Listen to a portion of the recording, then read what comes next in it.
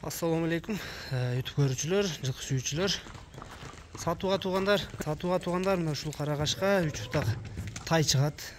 Теги туугандар кыргыз жылкы экен пародазы.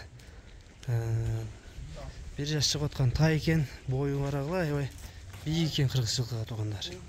Боюнун узундуктары, буттары. Кашкасы мына тоголок кашка экен. 3 бутак экен тай. Тайдын бою туугандар, тайдын бою 1,45 см экен туугандар. Ушундай чоң тай экен. Бу тогол узун, бойдун башы узун экен тайдын туугандар. Таза кыргыз жылкы экен. Базы 115 000 экен туугандар. Кеми бар бакы?